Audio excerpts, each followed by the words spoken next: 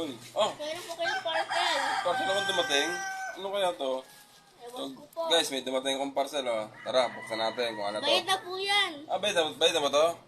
Opo. Ah, Ganyan lang kasi napakalubak sa inyo. Ah, okay lang po. Sige po, bye-bye. Oh, sige, bye-bye. Thank you.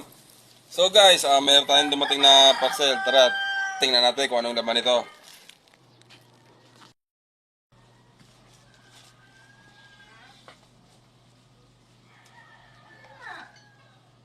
Tara, buksan natin. Daddy, may parcel na pala dumating? Oh, meron akong parcel. Ito, oh. Pagkano yan? So guys, meron akong dumating na parcel, oh. Alam nyo kung saan ito ginagamit.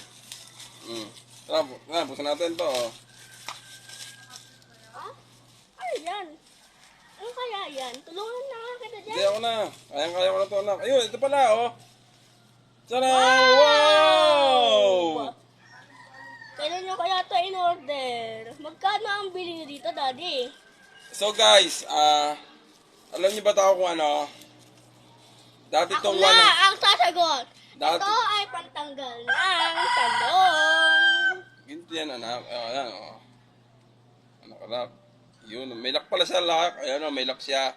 Ganito, ah. Alam niyo ba, guys, ito dati is 109.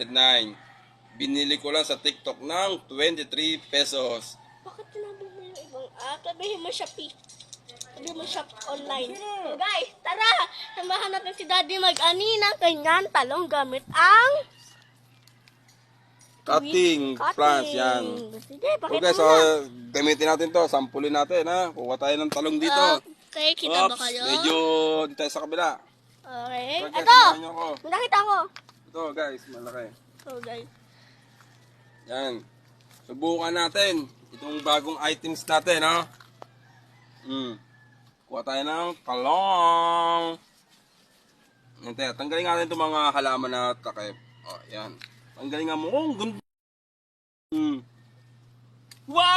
Wow! Wow! So bye-bye guys!